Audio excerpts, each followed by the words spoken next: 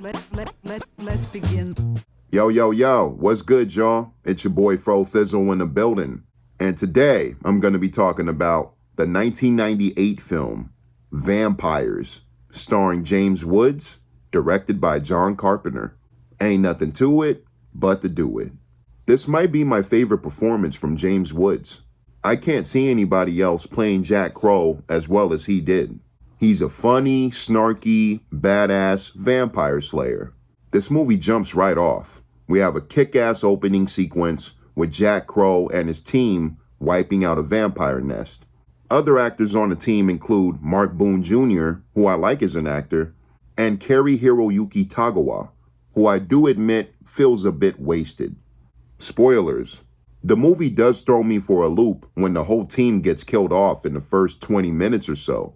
But I really enjoyed this sequence at the hotel, especially with how mean and gory Mark Boone Jr.'s death is. I like the vampire design in this movie. Nothing too complicated or crazy, but I enjoyed how they looked and I had fun with it. I liked how they called the vampires goons in this movie. I found it to be a bit different, and I didn't mind the nickname for him.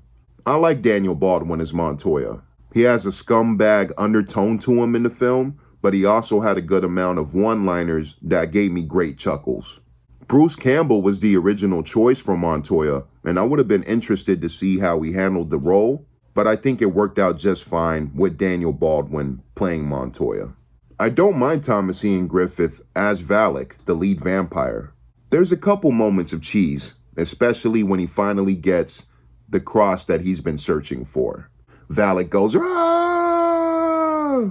I really liked Father Adam's character, the young Padre. Father Adam goes from a weakling kind of guy to a badass vampire slayer.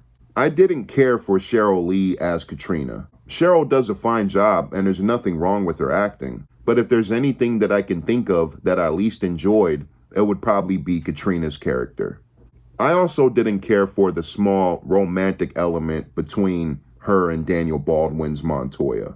There's some tiny nitpicks like continuity errors. When Jack goes back to the Sun God Hotel to bury the teammates, we see one of the actors playing the dead bodies still breathing. If you look closely, you can see the actor's stomach moving in the background. There's some obvious dummy work, and it's cheesy at times, but I love cheesy moments, especially with the gory, fun vampire movie like this. One thing I found really predictable was Jack's boss, the Cardinal, being on the vampire side, especially when Jack's adamant to him about who set him up. We have another awesome musical score from John Carpenter. Some parts really felt they lived to me, which isn't bad at all because I love that movie as well. I thought the ending was pretty badass and had a nice build up to the final showdown. I do wish that we got to see more of the vampires getting killed at the end, but I'm still happy with the ending.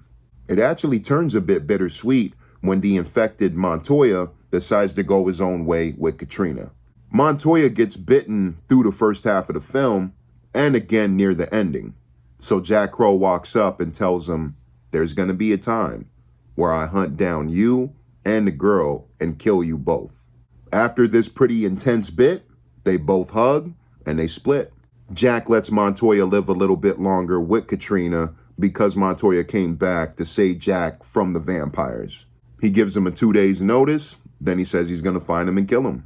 I really love this moment, and I like the surprising emotion behind it. But overall, I really love this movie. If you want a fun, violent, gory vampire movie with some fun back and forth banter, this one should do it. I'm gonna give Vampires a strong 9 out of 10. Thank y'all for watching. It's been your boy Thizzle. Stay tuned for more. Peace.